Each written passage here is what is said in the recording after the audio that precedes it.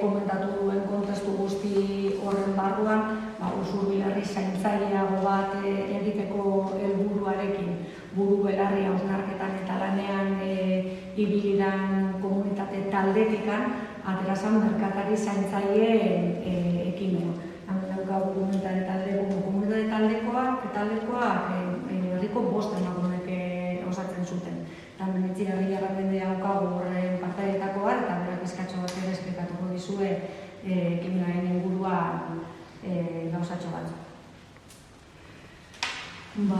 Bai, 5 herritar gara, eta laguntzaile ditugu, gabe maiak zerbitzu apaletik datorkiguna, eta beste profesional bat Ainara ere daukagu lan hau guztira aurreak ondo jarraitu ahal izateko, ezta? Bueno, zaintza komunitariokoak izanik, urakortzanek dana kontatu digu osotasun guztiatik, eta gu jaisten geraia mai gainera eta gauza sinpleak egiten ezten dela, ez?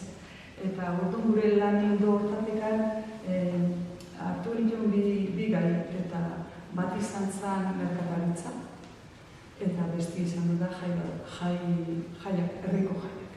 Orduan, horrein dugu bidetxo bat, merkataritza iritsi ginean oso argi genuen beraiek horrelako lanak beti dituztela, eta ala sentitzen dugu gainera. Lan isilia, bate baloratua ez, segurazki, eta diskrezio osoakin egin hori izan duten lan hori, eta zesan da eta lehen katana, lehen esaten ditean pelukera psikologa, hori tanok ulertzen dugu, ez? Entzumen aktiboa, nahikoa egitea tokatzen zaio, eta hori egiten dana, ezta? Orduan pentsatzen dut hori dana zabaldu, konektatu eta sare bat sortzea. Sare herri mailako oso hori lortu nahi baldin badego, gauza txiki eta sinplenetik aritu beharra dago, eta merkataritza sarea ere gairitzen zaigu garrantzitsua dela.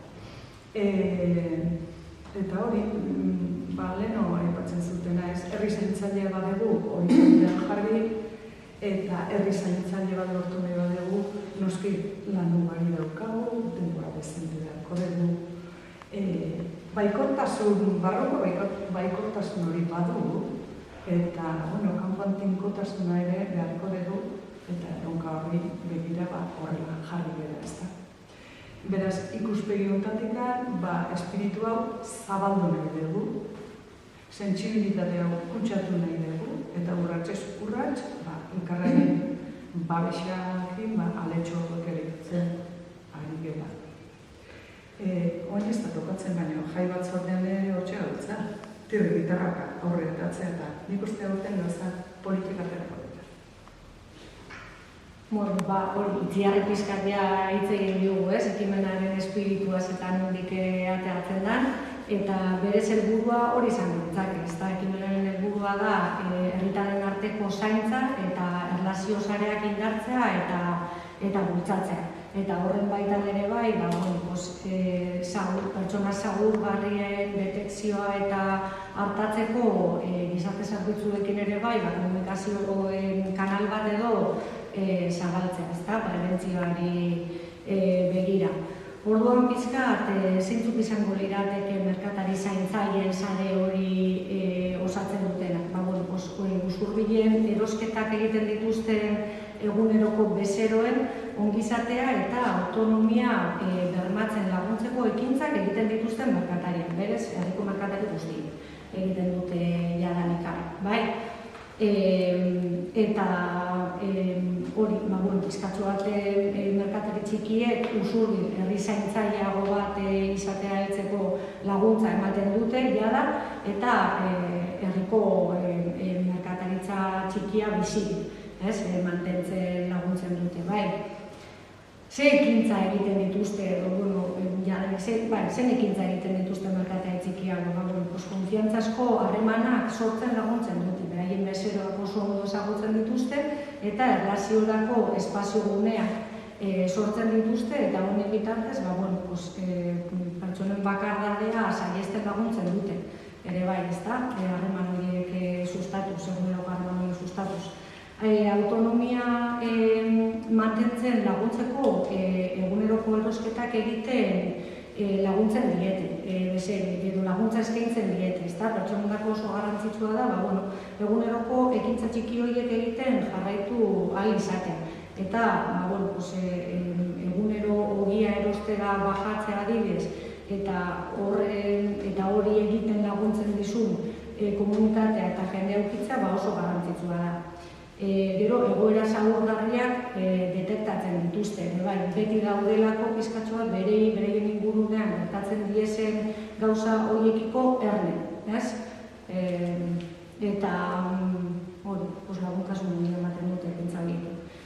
Nori zuzendua dago, berez herrian erosten duten pertsona hori zuzendua dago. Zagutzanek esan duen bezala, zaintza beharra ez da bakarrik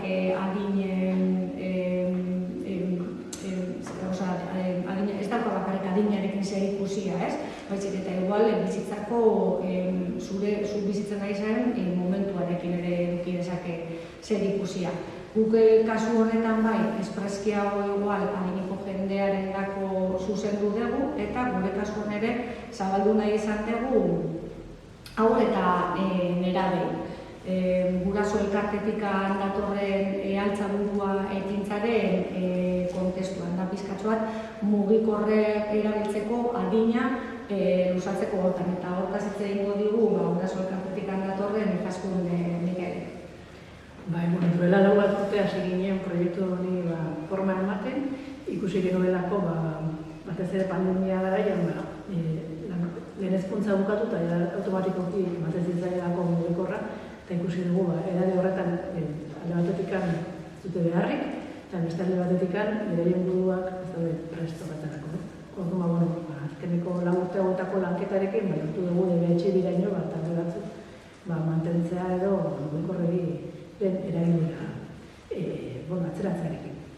Ikastorarekin lerrokatu da biltzak, zuzendaritzarekin lantaldean, pixkanaka eragilera hori modu egokiagoan eta batez ere atzeratzearekin aurre egin egia.